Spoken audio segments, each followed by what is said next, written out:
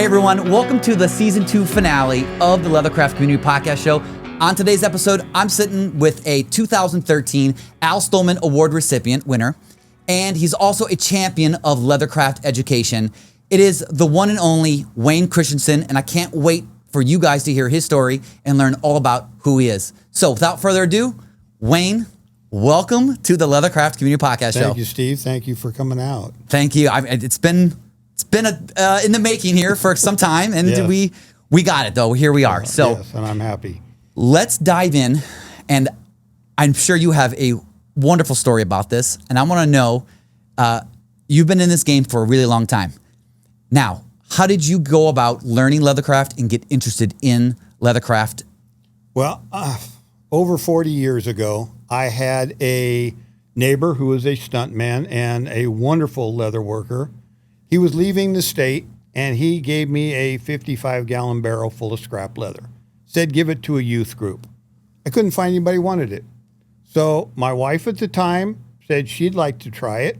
So I went to the local leather shop, and I bought her a starter kit, and she never touched it. And a couple of months later, I picked it up, started playing with it, and I fell in love. And 40 years later, lots of money later, here I still am. So Now, was that chrome tan, veg tan? What was it? Well, he had a whole bunch of everything in there, but the veg tan, the tooling was what I was most interested in. So I had been around it all my life. I have family members that were rodeo champions. My family's from the Midwest. I've had hand tool leather belts since I could walk. It was something I appreciated. I just never thought I would do it. Do you remember any of the projects you did with that, like some of those first ones? Yes. It was coming on Christmas time, and I was kind of low on money, so I went to the local leather shop and said, what are inexpensive projects? The store manager talked me into doing a couple of knife sheaths for my brothers. I ended up doing a wallet for my dad, which a few years later I made him a better one, and just simple. And the beginning kit, unbeknownst to me, was for kids, was not an adult kit.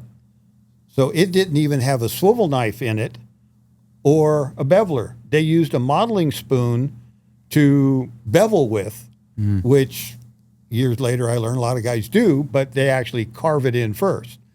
I didn't know that till I went back a few months later, and the store manager said, you need a swivel knife.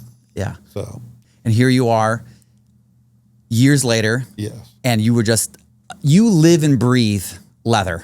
You are just like one of our good friends and former guest, Rob Beard, who you live it, you talk it, you breathe it, and you love working with it. What is it about the leather that just you find that draws you into it? It's such a wonderful medium to work in. And I say there's 3 types of leather work, not counting garment and upholstery and stuff, but you can make good quality, plain, functional items, holsters, knife sheaths, whatever. There's nothing wrong with that. You can make functional art. I love functional art. And then the art, the wall hangers, the things like that. Those are great items. I don't do a lot of them, but I appreciate the amount of work. The stuff that Bob Beard and these guys do, and Bobby's one of my heroes. So I can't thank him enough for all I have learned. Was there any type of project that you worked on, or that just kind of turned the light bulb on your head and you realized this is my path, this is what I want to do? Yes, and it was holsters and knife sheaths that really got me hooked more than anything. I love the cowboy era of the Old West. That is me. Most of my guns are Old West style guns, and I am a knife nut. So if I buy a new knife, it doesn't last very long in its original sheath before I make a new one for it. Gotcha. So, and then everybody told me, or lots of people, pick something and be the best at it. If you're going to be a holster maker, a knife maker, bird, whatever, I'm glad I didn't. I wouldn't know near as much as what I know, and I wouldn't be able to teach all that I know. I am a jack of all trades when it comes to tooling leather items. I don't think I've mastered any of them, but I do pretty well with them. It's always good. That's always something to strive for and learn, you know? Yes. And that's why I still take classes. Yeah. I was going to ask you, you have a retail location. Yes. Here. Let's talk about what is the name of the shop, how did it get its beginnings, and how did you get affiliated all here into this shop? Well, my shop is called Standing Bears Trading Post / Leather by WC. I had Leather by WC long before we opened up here. Myself, a gentleman named Bill Kimmy, Standing Bear, and Pat Kelly. Pat Kelly was the store manager at the Tandy store that I was the advanced instructor for. Bill Kimmy was the instructor for beading and scout work and things like that. Bill was real big in the scouts. When we got the notice that Tandy was shutting all their stores down nationwide 26 years ago, Bill said, I've got the money in the bank. And fortunately, in the same complex that the Tandy store was in, a unit was available. Now, I tried to talk Bill into getting us the Tandy store. It's 300 square foot bigger than where we are. And if you could see right now, my store is pushing the walls out with all the junk I have collected. But he was afraid we couldn't make rent with that extra $300. So we moved 3 doors down. Unfortunately, we lost a lot of business. People would come to that store, see a sign that said we've moved, but didn't look to see that we were just 3 doors down. So it took quite a few years to build up the business back to the clientele that store had. But after 26 years, we're here and we're struggling, but we're making it. Perfect. So. Hey, y'all, I want to talk to you about the very first sponsor for the Leathercraft Community Podcast Show, and it is Leather Machine Company. If you are looking to upgrade your workshop or to speed up the process on making items, then look no further than Leather Machine Co. They have various sewing machines of multi-purpose needs, along with leather cutting and splitting machines. Check out their website or give them a call for more information. Now, let's go back to the show. Let's talk a little bit about your tooling. Do you have any mentors or anybody that you look up to that you're like, wow, this was such an impactful education on and step forward in my tooling career? Robert Beard, especially for all the scenery carving. Mm-hmm. If it wasn't for him, I would not even be attempting scenery carving. I did a piece before I ever met Bob, and it was horrible. I still have it. It's my director's chair. I can't get rid of it. But I keep saying I'm going to remake it one day with the knowledge of what I have now. And Bob's floral designs, his Western florals, are unique and different than most everybody else's, and I love them. But I use his patterns here and there. But I like the old school patterns much better than the newer Sheridan styles, which I do, but I like the bigger patterns. They're more my favorite. Gotcha. And what is your favorite part of the whole leather process? Is it designing, stamping, tooling, cutting? What is it? The tooling is my favorite part. You know, I've always said if I could get somebody else to do the rest of the work, I would just love to tool, but that's not accurate because I love seeing the end result. When I have finished something and I can look at that and go, I did that. That makes me feel really good. Yeah. And then when a customer comes and picks something up and I see that look on their face, that makes me feel real good. Yeah. Your walls are covered in so much work that you've done. And I wish people could just walk in here and just take a moment and breathe and look at all the artwork here. It's It's overwhelming, Doc, And honestly. it's out here for 3 reasons. One, it's my ego. 2, it's to give people inspiration when they come into a shop to buy leather and want to get into leather. What can I do? Well, look around the shop and you can see. And I do custom order work. So when people come to me, they need to know the quality of my work. And all they have to do is look around. And they may have an idea that they want something like a knife sheath, but they don't have any idea what they want done to it. And then I can just say, okay, there's 500 of them on the walls. It's almost like a catalog. It's like a catalog, exactly. And I go nowhere without my leather work. I have my own knife sheath on. I always have my wallet, my card case, my phone case. And when I travel with a full set of carved leather luggage. I'm a walking advertisement for me and the leather world. Yeah, yeah. Now, you touched base a little bit on your custom stuff. I know you are a full custom shop here and you love custom work. Can you talk about some of the things that you've done customized and like what do you like working on? Again, I think my favorites are knife sheaths and holsters, rifle cases, pistol cases, things like that are my favorites. But I have done everything from a key fob to saddles. So I've built 3 saddles, 2 full size, 1 pony saddle. I've done quite a few leather covered guitars and ukuleles and mandolins. I got so inspired by Al Shelton and the early country singers that had leather covered guitars, Elvis, Waylon, all these guys. And I just love doing those, even though the musicians all say it ruins the instruments. There's arguments about that, but I like making things pretty.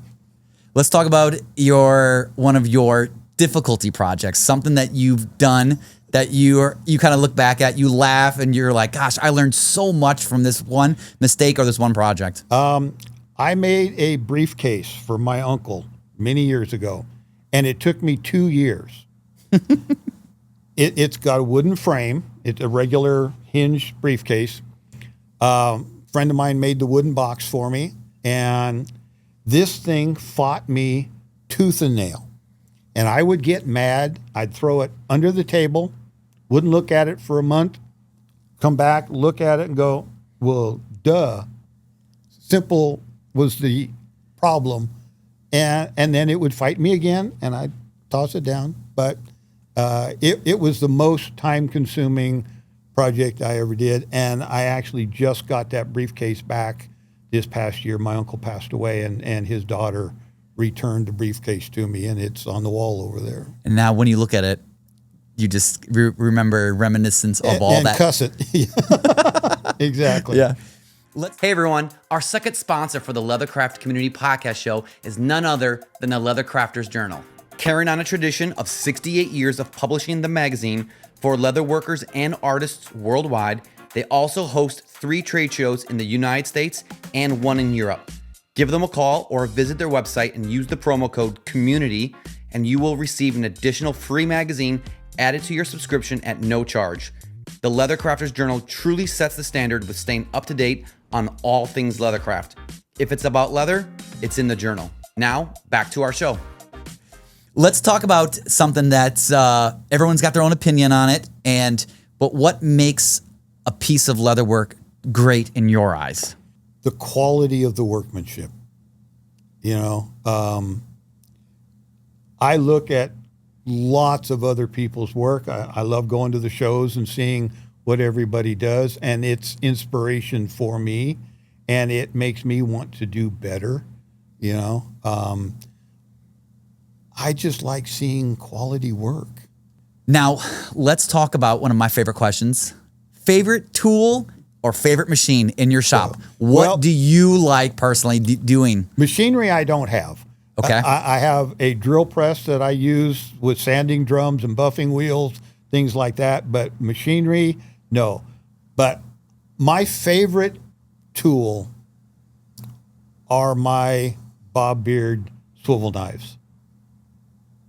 So without the swivel knife, nothing else works. And in my opinion, Robert Beard's swivel knives are the finest there are. I have 5 of them.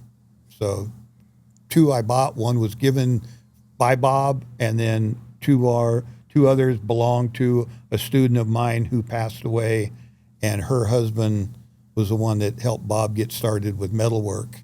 And so I inherited all of her tools. Gotcha. I have a very early, or actually 2 early Bob Beard fully engraved swivel knives. Ooh, I only got 1, so I got to catch up to your speed here sometime. I have, and the cool thing, I was born in 1956, and the number on that swivel knife is 56. Oh, so it's really personal for you. Yeah, exactly. Yeah. Let's talk about something super near and dear to your heart, and let's talk about education. Yeah. You are a champion of leather education, and you have taught so many folks. How did you fall into this situation? Back before we opened up, the Tandy Leather store that I was buying my supplies from had gotten a new manager who was not qualified to teach an advanced class. Back in the day, all their managers were required to learn to be able to teach a beginning class, but he had no one to teach an advanced class. And he asked me to teach, which scared me to death. But I took the position, and I taught for them for a couple of years, and that's what got me interested in teaching. But Robert Beard, I got to go to a couple of classes by Bob. One was a demonstration, one was an actual class at the Tandy store. That's how Bob and I met, was he was doing a demo. And for whatever reason, he liked me, and we've been good friends ever since.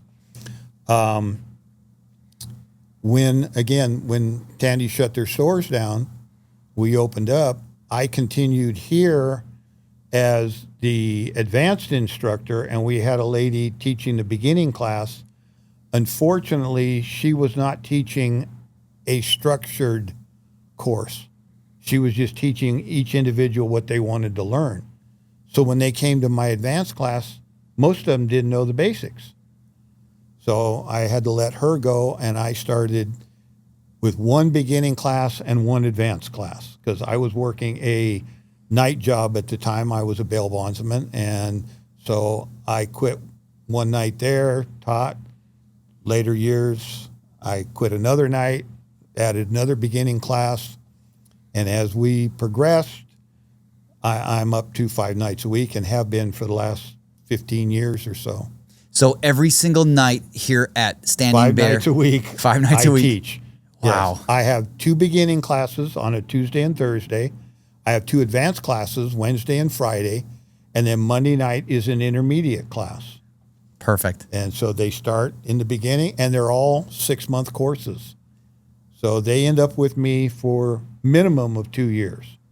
Wow. Now, my Wednesday night class, they're all permanent students. Most of them have been with me for many, many years. I've lost some of the originals. They've passed away. They've moved away, things like that. But I do have a few that have been with me for over 10 years. And what are some of those topics that you teach in those classes? Well, they're doing whatever they want. I am there for guidance and technical advice. But in the intermediate and advanced classes, they all make what they want to make. The beginning class is a structured, I call it an A to Z course. They learn how to carve, stamp, dye, stain, sew, and kind of construct. Gotcha. Is there any type of projects that when a student comes in and you're kind of like, ooh, it's a head scratcher. How do I go about helping you with this one? I have learned more from my students, or have had to learn more to help my students. Yeah. I owe such a debt to my students and my customers wanting me to make things that at the time I didn't know how to do it. But I was brave enough to say, okay, let me give it a shot. And I learned how to make whatever it was that they wanted done. And it just added to my toolbox. So, yeah.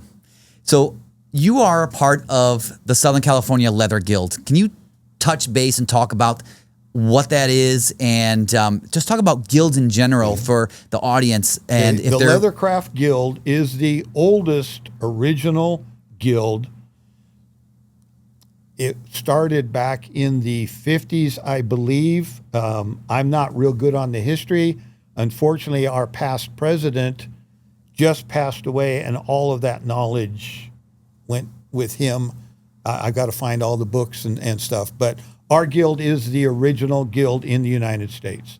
And 90% of the masters were members of the guild at one time.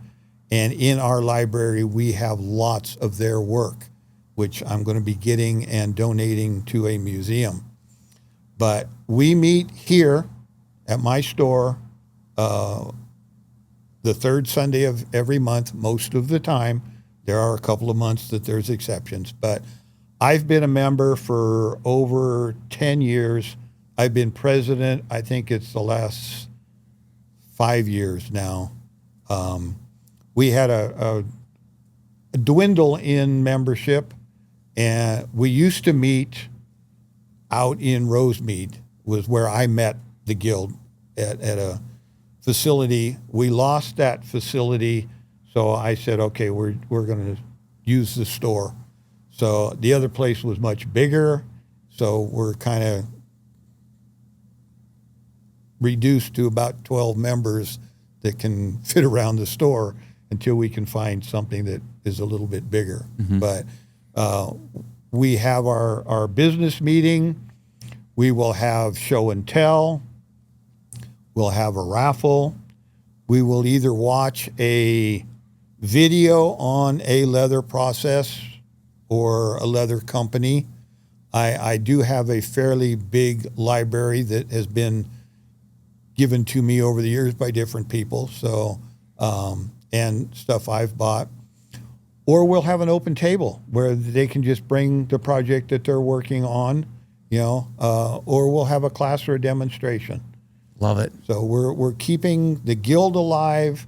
We're keeping the craft moving forward. So, like I said, I learn myself all the time to pass it on. Yep. Let's change gears and talk about something that I love hearing this story, and I want the audience to hear it. It is your love of neat lack. And the spray cans of neat lack. Okay. And I just want the audience to hear all about your love of neat lack. The old timers will remember neat lack. It was a Tandy product. It's a lacquer. It came in a liquid form, and it came in a spray. I would hear all the stories of the Sheridan carvers would take the liquid neat lack, cover their project with using a wool pad, then they would antique it, and it was a great resist. Well, every time I tried to use the liquid, I spent hours picking the fuzz from the wool pad out of the lacquer, and this doesn't work for me. Well, then I found the spray, and I can do an overall resist with that spray, and I love it. And I used it for quite a few years, and then when the Tandy company closed up, they closed their dye plant, and they didn't have neat lack. So I bought every can of neat lack that I could find in the United States. I still have, after 26 years, I have about 5 cans left. And I use it sparingly. I don't let my students use it. It's only on my projects and customer projects that I want that type of resist or that type of finish on it. I am now experimenting with the Wyoming liquid.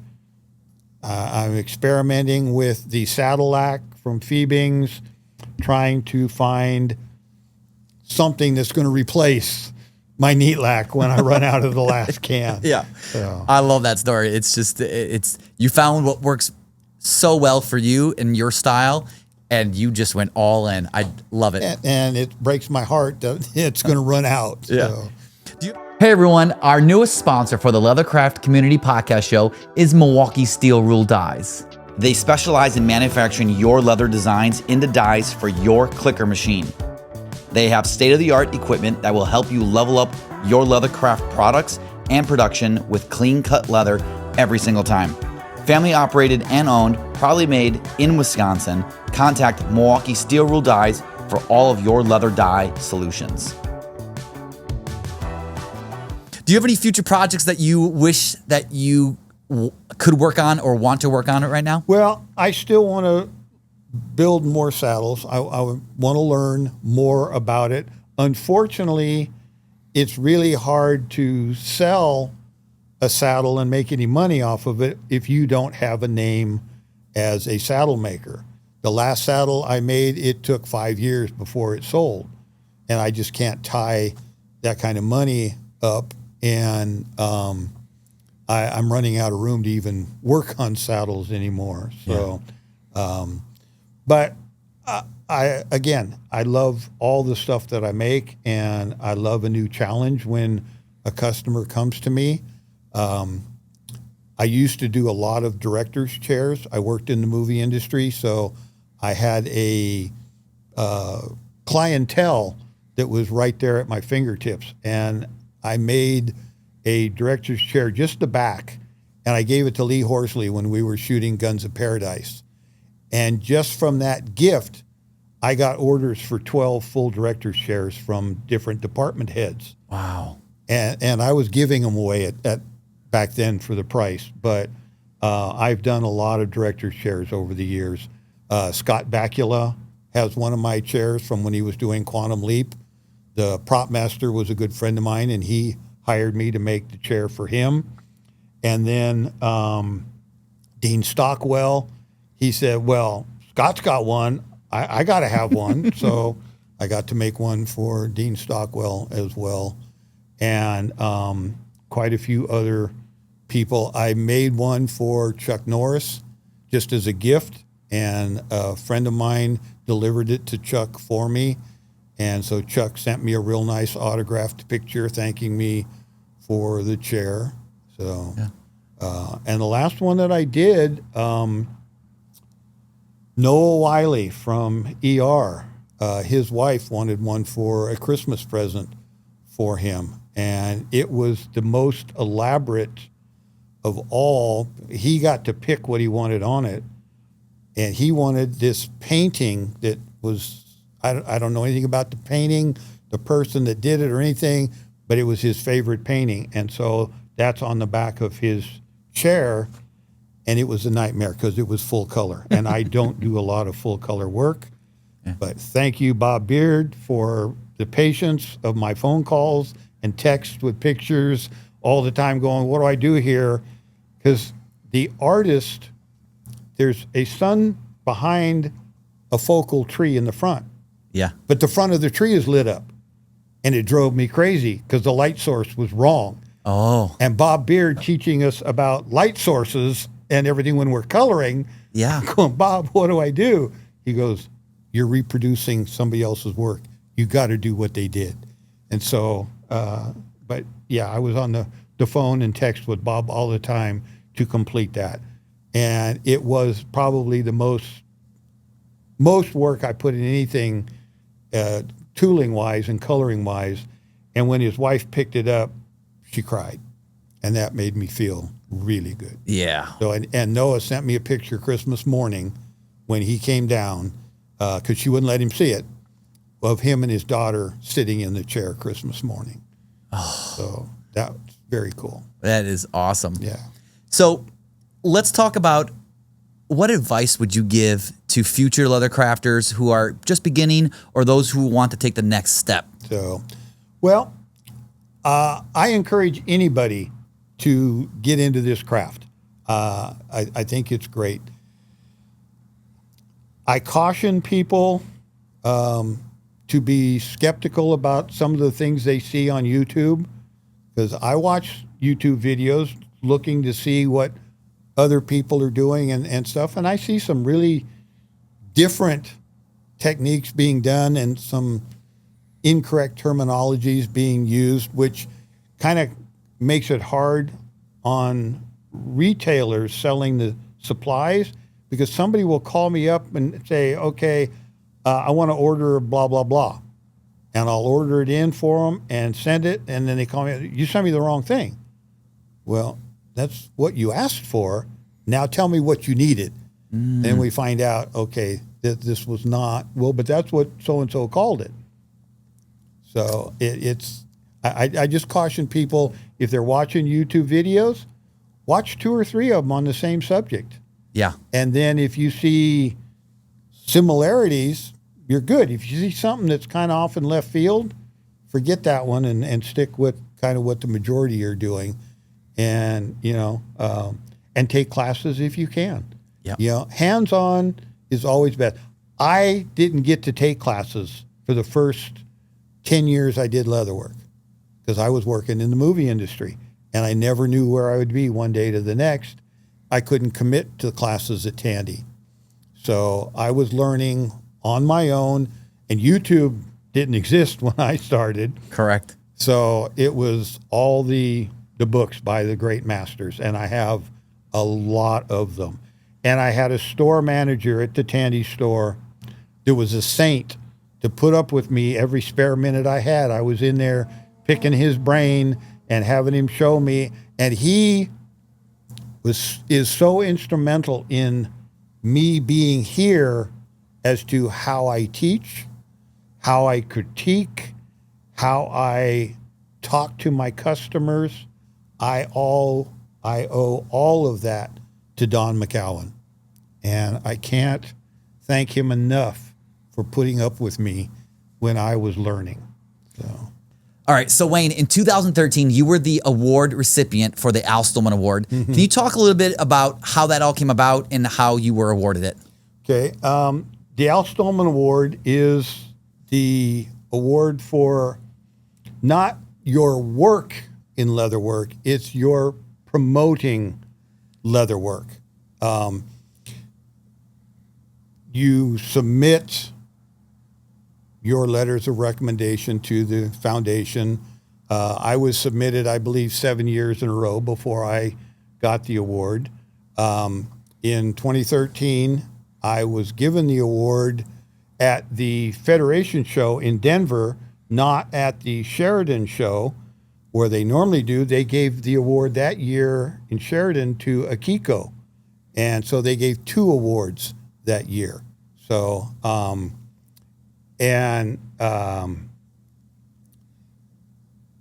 you don't know you're getting it. So prior to that, Bob Beard was here teaching a class, and at the end of that class, Bobby handed me an envelope with all the money he had made for that week teaching class and said, "You're going to Denver to the Federation show." And I went, "I have no reason to go to Denver." He says, "You're going." And he looked at all my students that were here for his class and said, "I want to know if he doesn't get a ticket." We get to the show, we go to the awards banquet that night, and Bob gets his Lifetime Achievement Award. And I'm going, how cool. Bobby must have known, and that's why he wanted me to be here to see him get his award. So I am videotaping, and Tony Lair goes back on the mic, and he says, "Now we're giving out a second Al Stolman Award." And he starts reading my bio. And I started shaking so bad, I had to give the camera to a friend of ours. And my parents had showed up at the show because they lived in Iowa, and they said they just wanted to see a leather show. They knew I was getting the award.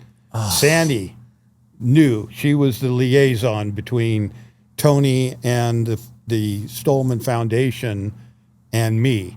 And so they called me up. Unbeknownst to me, Sandy was supposed to walk me up. I just shot up. I was gone. I'm giving my little speech, and I'm thanking everybody that I can think of and everybody in the room. And Sandy's kneeling down in front of me, and I totally forgot to thank her, who is the most important person to this whole thing. And couple of months later, I'm sitting at my desk and I'm going, it's bugging me. I know I forgot something in my speech. I said, I forgot to thank someone. And Sandy goes, hello. I felt about that big. So. This is your public thank you. Oh, I gave a public thank you on Facebook right after that. So, but yes, she was instrumental. She was the one that pushed to get all the letters from my students and people big in the industry and recommending me for the award. So wow. What does the next 5 or the future hold for Leather by WC? What do you want to happen? I want my eyes, my hands to hold up so I can keep doing this. Yeah. You know, and that's health is wealth. My biggest fear is my hands. I'm getting arthritis. Just holding the mallets and working at the end of the day when I get on my motorcycle, I can feel like I can't grip and twist the throttle without it hurting.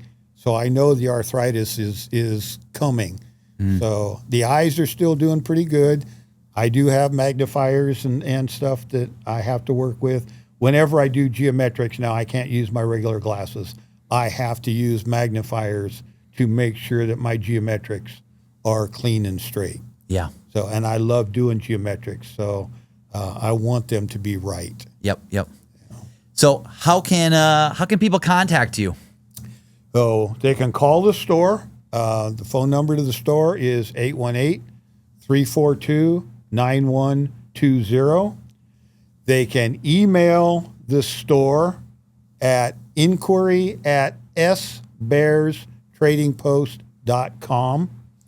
I did have a business email for Leather by WC.